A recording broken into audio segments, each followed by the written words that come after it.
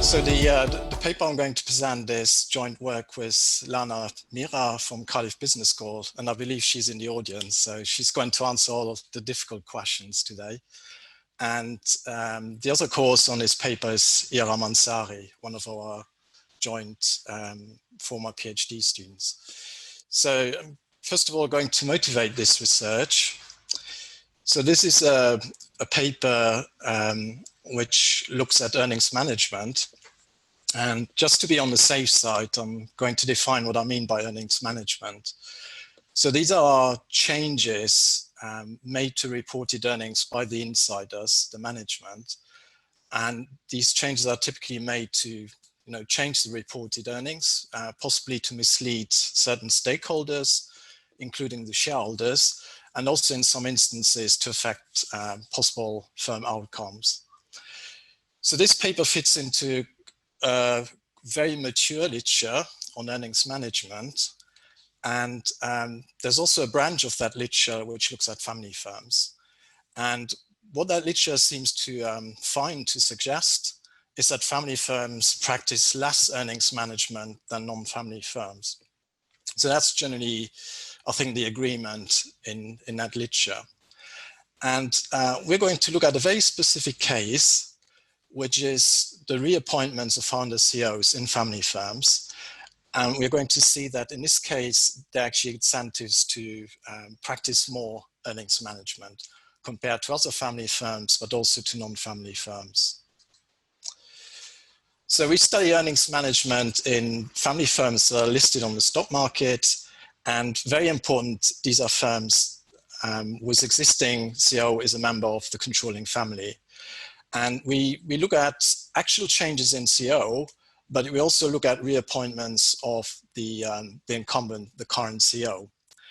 And we argue that this is a natural breaking point. So a point where the costs and benefits of conducting in earnings management may change. Why would that be the case? Well, these kinds of events are, for the family a crossroads. And a number of presenters have discussed that today.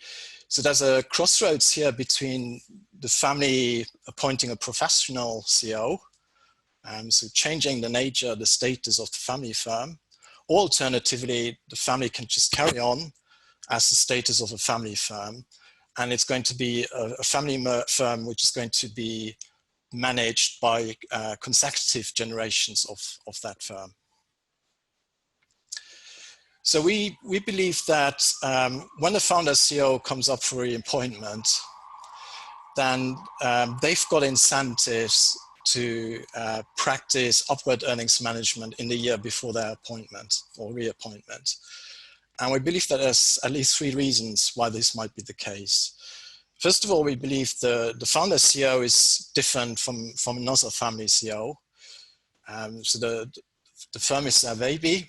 So they've got attachment, social, emotional attachment to the firm. And they typically aspire to maintain that CEO position within the firm. The other thing is that they might also have major projects with the firm. So long-term projects with the firm, and they want to carry on with these projects. So it's very important for them to carry on in that position of CEO. So the worst that might happen would be that the earnings of the firm are down just before the reappointment. So that's going to be pressure on these founder CEOs to, if you want to cook the books, possibly to do upward earnings management. So that's our main hypothesis. So we expect that founder CEOs have got more incentives around their reappointment to practice upward earnings management. And they would do that to ensure the support of the minority shareholders in the firm. So I'm just going to say a few words about the key results, but I'm going to go through them in a bit more detail later on. So first of all, we do actually confirm the existing result in the literature. So on the whole, family firms practice less earnings management. So that's confirmation of the existing result in the literature. But then we also find confirmation of our hypothesis. So we find that around the reappointment of the founder CEO, there's upward earnings management. And we don't just find statistical significance, but we also find economic significance. So this earnings management or accruals are 2.5 percentage points in terms of total assets higher than what you would normally expect to be there in terms of accruals. So economic significance. So I'd like to say a few words about the sample, the data, and also the methodology. So obviously we have to define what a family firm is. So again, we had some discussion about that. We look at a specific case, which is the reappointment of the family CEO or the change of that family CEO. So we're looking at family firms whose current CEO is a member of the controlling family.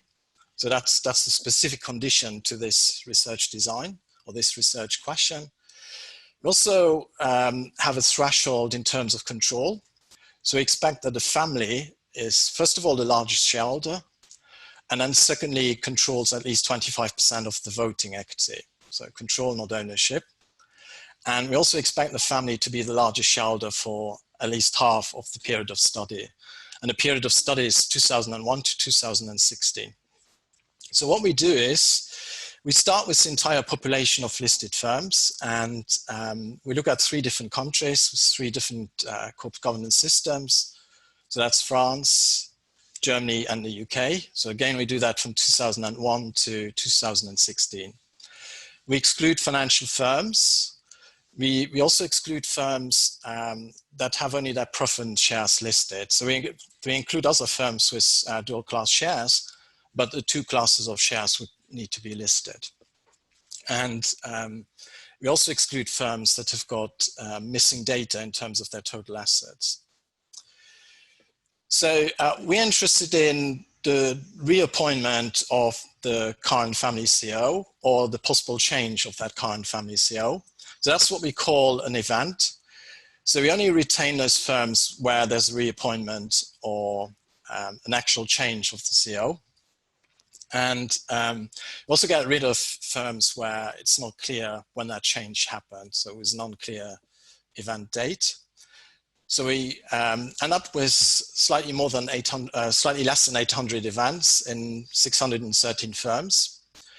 So 240 of these firms are family firms, and 373 of these firms are non-family firms. So we've got both types of firms in our sample. And you know, just to preempt possible questions about how we address exogeneity, we've only got 6 events that coincide with the death of the current CEO. In terms of these changes or events, we distinguish between 4 types. We're obviously interested in founder reappointments, so that's the focus of this paper, so that's in there. But we also look at, or we also have other types of reappointments. So these are reappointments of non-founder family CEOs. And then we look at, or we distinguish between 2 types of actual changes. So we've got appointments of new family CEOs. So the CEO-ship goes from one family member to another family member. And then we've got appointments of professional CEOs, so non-family CEOs. Our year 0 is the first full fiscal year after the change in CEO or the reappointment of the CEO. So year -1 would be the last fiscal year that is still under control of the incumbent CEO if there's a change. So again, what we're trying to do is we're trying to explain the levels in earnings management. So that's our explained variable, our dependent variable. Our main variable of interest is the event type, so the type of change or the type of reappointment. And then we've got a whole set of variables that control for the private benefits of control of the company, excuse me. And we've also got a set of more generic control variables. And we control for leverage, but we also control for performance by using the return on assets. How do we measure earnings management? So here we just use what is typically done in this literature. So you use the modified Dichow and Dichaff 2002 model. So we take actual accruals, and then we regress them on cash flow variables, so levels in cash flows, but also a dummy which proxies for economic loss. So we estimate this regression. We do this by industry, by year, and by country. And then we take the residuals from this regression. And these residuals or normal accruals are what is normally assumed to be earnings management. So let's go over to the empirical analysis. So this is our first regression table. So what we do here is we control family firms with non-family firms, and we've got a family firm dummy. If you look at the constant in the regressions, especially in years 0 to 2, so what we actually do is we estimate our model for 5 different years. So we start in year -2, so 2 years before the change in CO or the reappointment, and then we go up to 2 years after the change in CO or the reappointment, year 2. So if you go back to the constant, you can see that the constant is positive and significant in years 0 to 2. So that constant actually measures earnings management in the non-family firms. And then if you look at the family dummy, you can see that family dummy is typically negative, except in year -1. So generally that would mean that family firms are engaged in less earnings management than non-family firms. So we confirm the result of the existing literature, but at the same time, there's also something going on in year -1. So that difference or that significance is gone. Then the other thing we do is, so we're still looking at family firms versus non-family firms, but we're now distinguishing between 2 types of events in family firms. So that's founder reappointments, the focus of our paper, and then all other events in family firms. So the base case or the constant is a change in CO in the non-family firms. And again, what we find is that there's upward earnings management. So here we actually find upward earnings management in year -1 for founder reappointments. Then what we do is we just focus on family firms. So we get rid of the non-family firms, and we distinguish again between founder reappointments, other reappointments. So these are reappointments of non-founder family COs. And then we also look at an actual change in the family CO. And again, we see that something is going on here. This time, not only in year -1, but also in year -2. So again, we get this positive coefficient in year -1, suggesting upward earnings management. And we also get such a positive coefficient in year -2. So that's really the main result. So we find upward earnings management in year -1, possibly year -2 for founders that are coming up for reappointment. So this being a corporate governance paper, endogeneity is an important issue. So we have to have some strategies of dealing with that. First of all, that could be reverse causality. And so what we've assumed is we've assumed that the CO changes happen whether there's earnings management or not. But there's at least one paper by Hazarika et al., which suggests that sometimes the CO is forced out of the company because of excessive earnings management.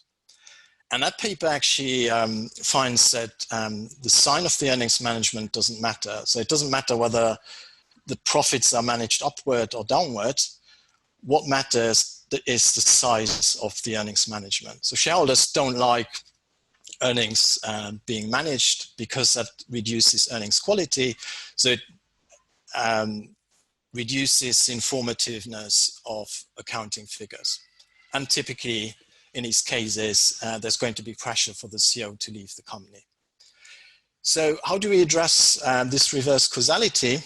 Well, what we do is we run a logit, and the dependent variable in this logit is a dummy variable, which is set to 1 if the CEO has been forced out of the company, and 0 otherwise. And two main key explanatory variables are the size of the earnings management in year -1 and year -2. And we actually use the absolute value of earnings management, so to be in line with that Kira paper, which finds that it's the size but not the direction of earnings management that matters. And what do we find? Well, we find that earnings management doesn't explain forced CEO departures. The other possible endogeneity issue is that the motives for the family to stay in control are specific to the family, are specific to the company, and they're not observable. And the problem we might be facing is that these motives might be linked with the decision to manage earnings. So how do you deal with that possible endogeneity? Well, what we do is we use propensity score matching, and we match events in family firms with events in non-family firms. So what you're doing is, in the first stage, we run a logit using the family firm dummy as dependent variable. And then we include the same control variables which we've included in our main regression table, table 5, which I showed before. So what we are trying to explain is the propensity of a firm to be a family firm, whether in actual fact it is a family firm or not. And then we use this propensity score to match events in family firms with events in non-family firms. To give you an idea about the quality of the matching, I've got in a first column over here, I've got the logit, the pre-matching logit, and you can see that this logit has got a high pseudo R squared. It's got a pseudo R squared of about 0.19. And 4 of the independent variables are also highly significant. So that logit explains why, why firms are family firms. And then the other thing we did is to convince you about the quality of this propensity score matching is we reran the logit in a second column and on the matched sample. And when we do that, obviously all the differences between family firms and non-family firms should have disappeared after the matching. And that's exactly what we observed. So we observed that the pseudo R squared is close to 0. And if you look at the independent variables, you can see that none of them are significant. So that suggests the quality of matching is of good or sufficient quality. Then what we do is we rerun our regression where we've got our family firms, our non-family firms, and we distinguish between founder reappointments in family firms and other events in family firms. And then again, a constant would be the changes in CEO in the non-family firms. And even after the matching, we find this positive coefficient on the founder reappointments dummy in year -1. So there's again upward or positive earnings management going on just before the reappointment of the founder CEO. Then what we do is we conduct a whole series of different robustness tests. There was an introduction of international financial reporting standards in 2005, so that might have changed the accounting figures which we'll look at. So what we do is to just retain the observations from 2006 onwards. And when we do that, we still find the same result. We also look at changes in ROE rather than levels of ROE. And we also focus on drops in ROE over the last 2 years, over the last 3 years. And we still find our key result of founder CEOs engaging in upward earnings management before their reappointment. Then what we do is we control or use a dummy variable for forced departures, find still the same key results. we dropped the 6 observations with, which relate to founders who die. We adjust for the characteristics of the incumbent and successor CEO, and the results are still there. We also count how many times founder CEO has been reappointed. And when we include that variable in the regression, the result is still there. The other thing which we do, and that's probably more of an additional test rather than a robustness test, is we look at the market reaction around founder reappointments. And we actually find that the market reacts positively to founder reappointments where the founder engages in positive earnings management. So this seems to suggest that to some extent the market is fooled by this earnings management.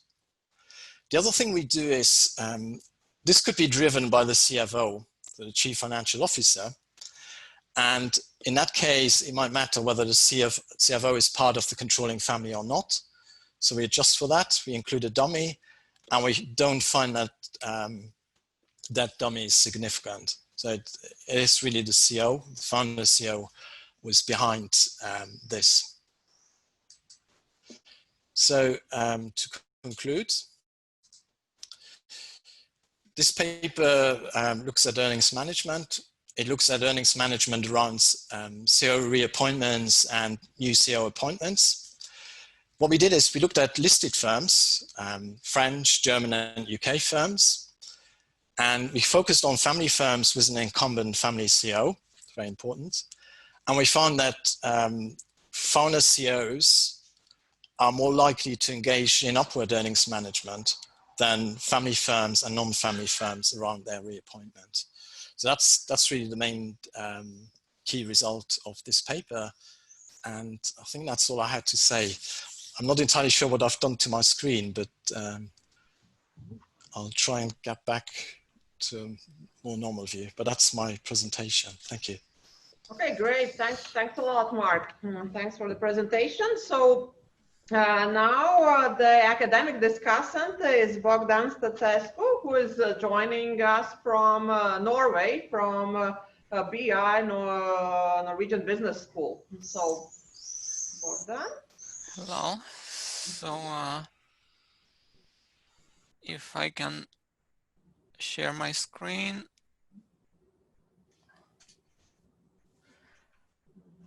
Right, so first of all, thank you for the opportunity to read the very rich and interesting paper. So I think there is a lot to learn from the paper, and it's a nice, neat new findings, so something that we didn't know about family firms, and that's definitely interesting for us researchers looking into family firms. So as an overview, the paper confirms that family firms are less likely to practice earnings management. So this is something that we knew from the existing literature, and now we have the confirmation.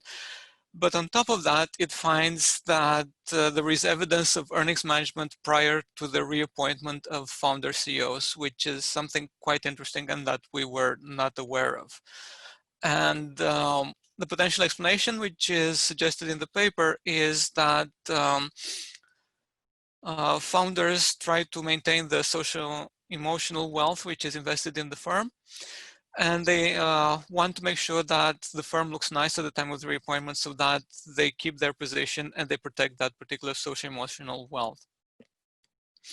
And related to that, one first question that I had was whether we should think about it as something which investors in the family firm should worry about. So is this a big negative thing that we should worry about? So the founder tries to keep his or her position and is willing to go for earnings management to do that. That sounds bad.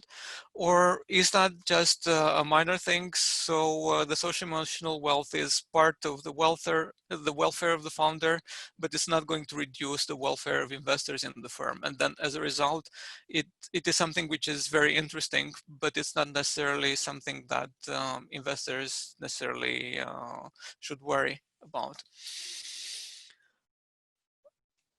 The big question that I think I have from the beginning, my warning is that I think that is an unfair question that we all face whenever we talk about family firms, is what we mean by a family firm. So my point is that not necessarily that we have dozens of definitions of family firms, and we have to pick one. So that is fine, and I think the paper makes a perfectly appropriate choice, going for 25% ownership of voting rights and having a family CEO.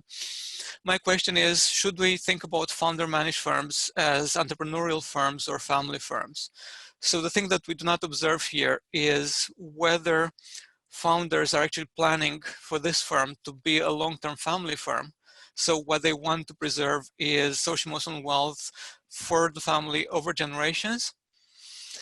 Or is it the case that the founder is only interested in staying in the firm as a person? There is no family succession plan, and therefore they have a short-term horizon. They're really focused on managing earnings to keep their position personally, and they don't care about what's going to happen in the long run. It's just for the medium run, I manage the earnings, I keep my position.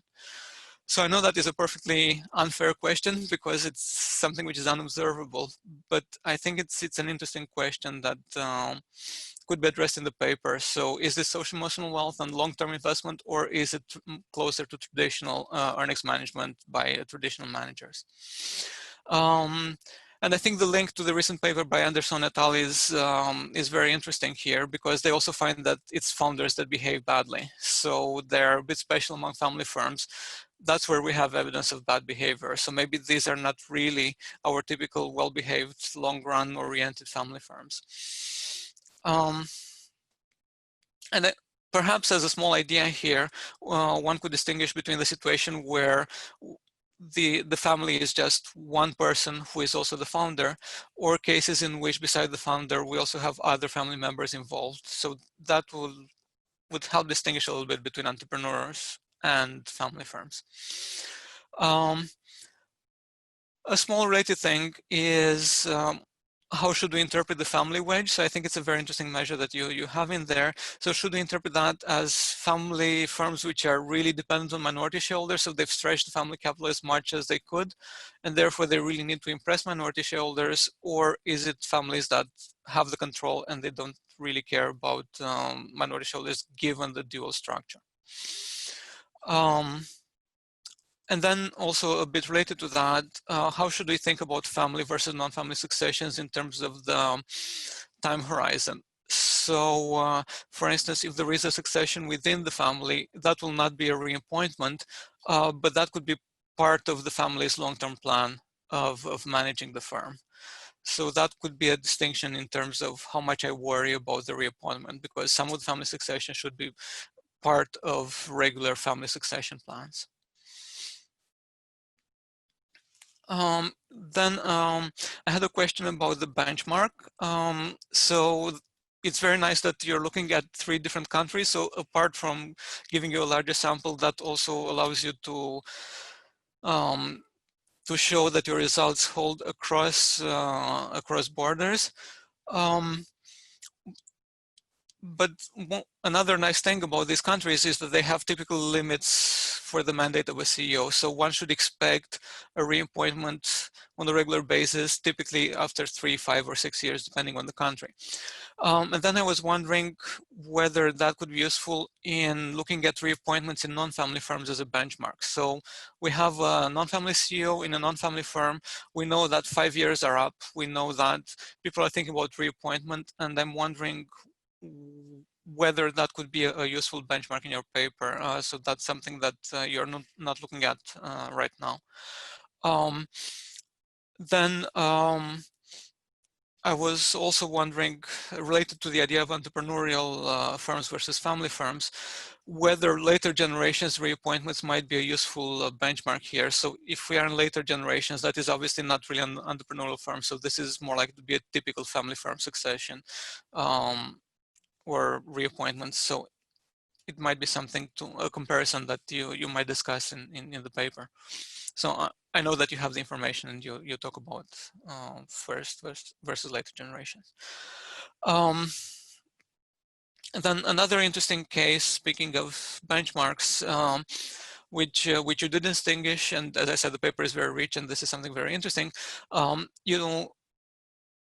You look at CEOs that remain on board. So I think that is a very interesting case, because if the CEO remains on board, one could perhaps think about the distinction between reputation effects, which is what you're talking about, versus benefits from continued oversight or involvement in the firm. And I think it's interesting to note that you observe that this is unusual in the case of founder firms. So it looks like, again, founder firms are special, and it looks like they don't really have a long-term plan. So it looks like that is also shown by the fact that those CEOs are less likely to stay on board. So it could be that earnings management is really related to their short-term time horizon. Finally, to wrap up, I think one important question is who decides on the reappointment, because the family is there with a big stake, but there are also other shareholders around.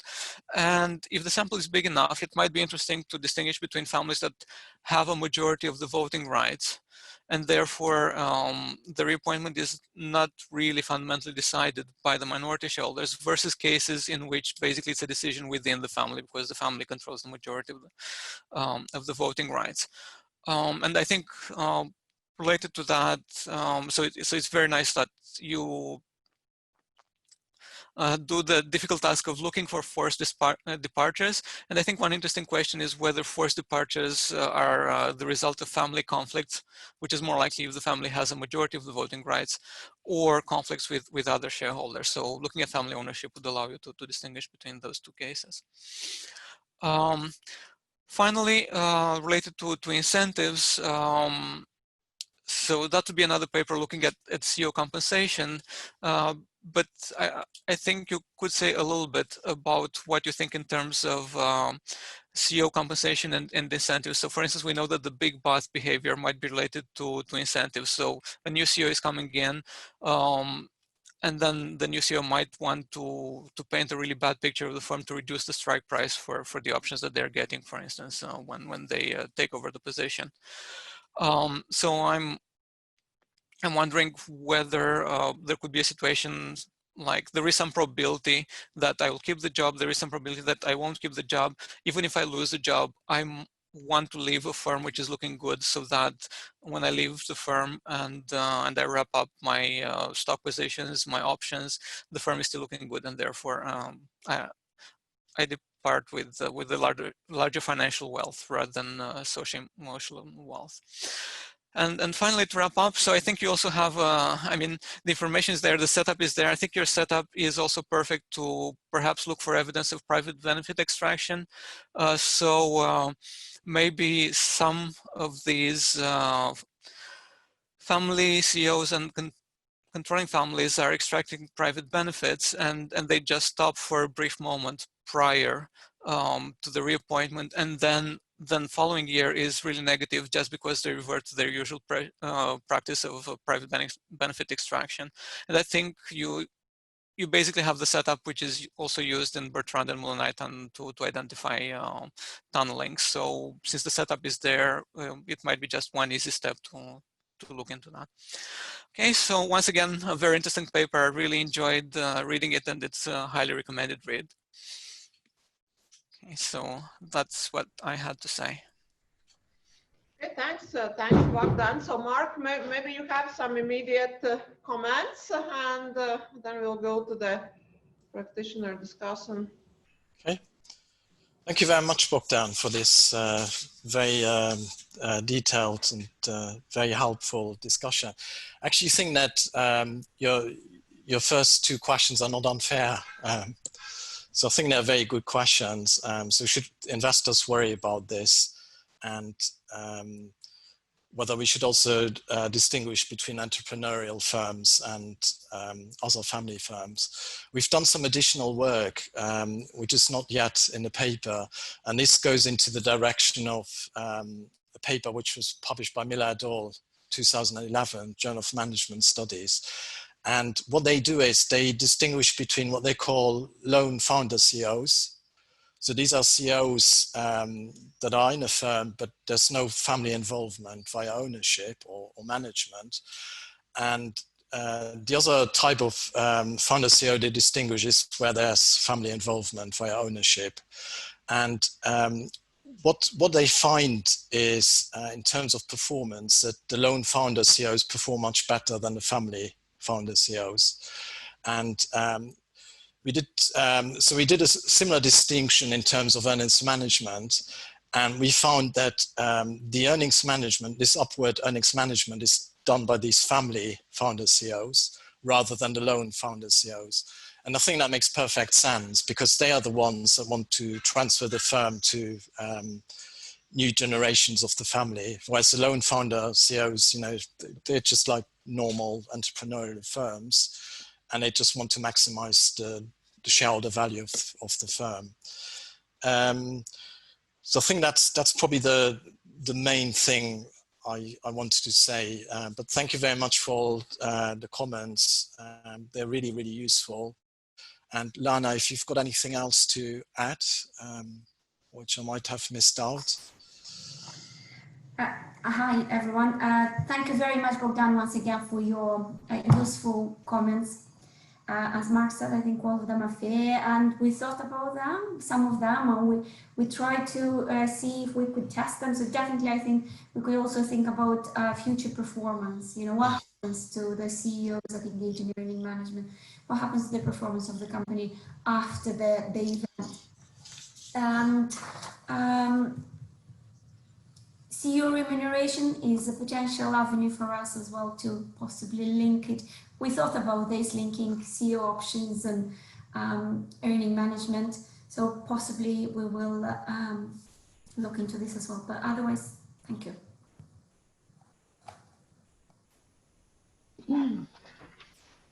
Okay, so thank you very much. So now I invite back Carlos Urbans from KPMG, and so he will give more perspective from practitioners' view. So how in these M&A transactions, what is the role played by CEO or like management transfer? Yeah, so how the M&A transactions, these issues are looked upon. Yeah, so please.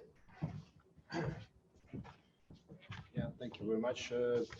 I would rather combine some of the thoughts also previous presenter was given, but reminding that my angle is from the Baltic standpoint, from the Latvian standpoint, and from the local business consultant standpoint, and therefore obviously we have to remind again that we had this survey executed at the beginning of the year. And that this region, at least in Latvia, we are experiencing only the first generation of the succession, basically only the first generation of entrepreneurs, those initiated the business in 90s, are now thinking about the succession. So these are the arguments also to be considered when we are like elaborating the topic. And obviously, also we had a couple of the questions in our survey asked in respect to what is their who are the CEOs in those family-owned companies, and in most cases, almost 70% cases, the CEOs or basically the runners of those businesses are the founders themselves. So and moreover, only in 45% cases they were ever considered to invite anyone from a side to join the company. So this have to be kept in mind when we speak about also M&A transactions, and also when we speak about these companies. So obviously the founders, at least here, are behind the M&A transactions, and for them the earning management is, well, we can call it this way, but for them, if they have developed the company, or if they have established the company with keeping in mind the long run for the company, like the family company, like meaning not the business project, but the family-owned business, like the long term with some values that the founder put in the company, then these kind of companies are already a reward for the founder. So they are not thinking so much about the earning management. And obviously, when they are inviting some professional people from a side, because the founders, they have the passion for the business, not always the proper capabilities to put the process in place, run the company properly. But if they are inviting somebody who is like putting the proper process in place, and if the founder has the luck of having family members or the next generation, those are already properly educated, and if they are willing to join back the company, now from there we really can see the evolvement of proper benefit for the family, because initial founder gave some value for the company, professional management put things in place, and then when the family member who is already properly educated returns to the company, can bring some more benefit to the company. And then from this angle, we have to keep in mind that once these family members are returning to the company, they have the power of the reaction, they have this entrepreneurial ability still in place, because if the professional person is running family-owned company, he has to always like look behind the shoulder and what the owners or what the family will say, and they are not so free to react and to act. And obviously they might they might play around with the figures, because that's what they know how to do, right? So in this case, we have to just keep in mind that in Latvia we have only this first generation. We cannot see long-term implication of those things like earning management, and then we cannot analyze how the companies look in one way or the other way. We see only the first generation here. Nevertheless, we are now experiencing the path that either the family-owned companies are exited fully because they have nobody to give it further in the family, or they have already like either after one phase of professional management or directly with their family member. We do see young people joining the company. Those are already with proper education, and those have still this entrepreneurial skill and this ability to react on the situation. So this might be an angle also for the academic people to analyze when we speak about particularly Latvian and Baltic markets. Okay, maybe if you can comment, so if there is a buyer from outside, so the fact that there is like a founder CEO, so is it like always that they will remove them and replace, or there is still a chance that they prefer them to? Well, yeah. This is a tricky question, because not all of the companies are same, right? If the company is around the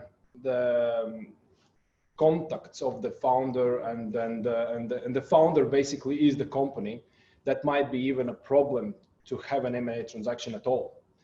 If the processes are in place, if the company has been prepared for succession, if everything is in place, then in most cases investor might be like strategic one. They might be willing to get rid of the previous heritage, let's say. But it's dependent. Sometimes earnouts are introduced in order to have this, let's say, we should buy some insurance policy, so to say. So I cannot give you like a simple answer on that.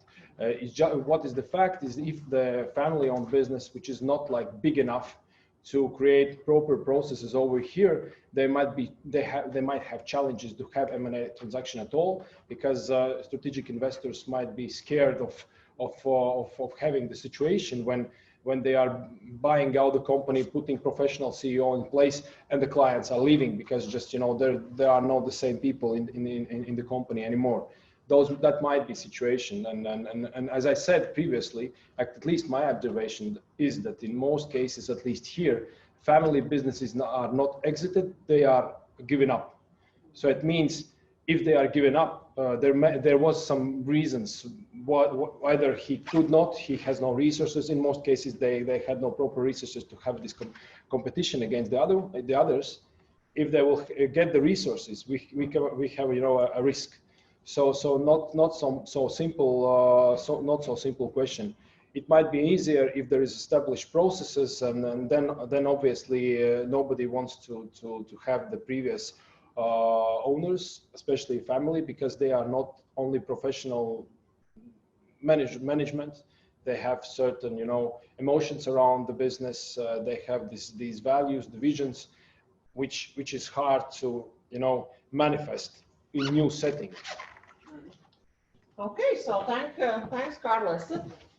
Yeah, so this I think why I was asking, there are some cases that we have seen here that actually, yeah, there is like a foreign investor, let's say, and they actually initially they want to keep the previous owner, the kind of the founder of the business, but then like after some time, still they find that they want to get rid of the previous management. Is like too much kind of like interfering with their strategic plan. Yeah, so that's something for the founders to the ones that are just want some capital, new capital, but stay in the company as it was shown in your survey. Yeah, so that might not actually materialize. Yeah, so initially the investor might say yes, you kind of stay and then go on with your vision, but after some time, actually we see that yeah, the new owner wants the founder to leave. Okay, so let's take some questions from the audience. So as before, so write in the chat that you have a question, and then you can unmute. No, while people are preparing, so I had a question actually. So Mark, like comparing these family like CEO reappointments. So what is that key driving factor comparing to the let's say non-family CEOs that also want to kind of impress the board, the shareholders before the reappointment? So what are those kind of critical things that differ between these family CEOs and non-family CEOs before the reappointment? So why there is this earnings management more in those firms? Okay, so what we are doing in terms of the sample selection is we're looking uniquely at firms with a family CEO. So the only non-family CEOs would be emerging after the event, after the family CEO has been replaced. So we don't have any family firms to start with non-family CEOs, professional CEOs. So, but maybe you can kind of speculate in terms of not like what the data says, but like from your like hypothesis, what would be this kind of idea why it's more important for these family CEOs? I think at one point in a paper we looked at what happened after the appointment of a non-family CEO. I'm not entirely sure, Lana, what we found, whether there was downwards earnings management, which is kind of what Bogdan was suggesting in terms of the stock options, so that you depress the stock price immediately after your appointment as a non-family CEO because you want to have a low strike price. I'm not entirely sure what we found, but Lana, do you remember by any chance? We don't have so many non-family successors anyway in our sample, so I think that's and our main card is about family successor being different to non-family successor. So our main argument here is about the social emotional attachment, and if we answer the question that has been posed about the difference between the two, I would say that that's the main one. We still, family CEO would be either appointed, reappointed, or if they move away, they still, if they see if the management stays in the family, they will have this drive, this emotional need to look after the family business and to pass it to the next generation. So that would be my answer to the question that has been posed. In terms of what we found related to the non-family successor, they usually do not perform as well as the family success after the event. I think that was, and they engage in lesser earning management. Okay, thank you. Yes, as I promised, so we can. I think we can take one question to any of the previous three presentations. So if there was something that you, and let's hope that people are still around from those presentations. So if there was something that you wanted to ask either to Yanis or Vikas or Mark. So Mark, can I ask a question? Yes, please. I'm just curious, Mark, what happens to family CEOs that are replaced? Do you know where they go? It's not part of your paper. I'm just curious. I'd say most of them would be retiring. So that's, looking at the average age, I would say retiring at a normal age or early retirement. But what do you do as a family CEO? That's a good question. I thought career paths, right? You play golf. Telling for a subsample that is not retiring. Yeah, you play golf, I guess, or tennis or whatever. So I think most of them are close to retirement, I'd say, or possibly early retirement. But apart from that, we haven't looked at what they're going to do. Good question. They might actually be appearing on other companies' boards as a non-executive director. So that would be another possibility. You move from executive director to non-executive director. And I know of some people who've made that transition after early or normal retirement. So good question. Thank you. Lana? If I may add, in our sample, 16% of the family CEOs, they stay as chairs of the board. So we've just followed them, if they stay in the company. And we know that about 16% they stay in the company after the event. And we don't follow the non-executive positions after this. But I think they would have a well-deserved retirement. They enjoy their retirement. But we don't look in the paper at this. And actually, that might be like an answer to my previous question, that what's the difference? So really, these family CEOs, yes, as you mentioned, yes. So where do you transition? Yes, if you're a professional manager and you just change the company. So here it might be like more difficult to find kind of the next position. Yeah. So okay.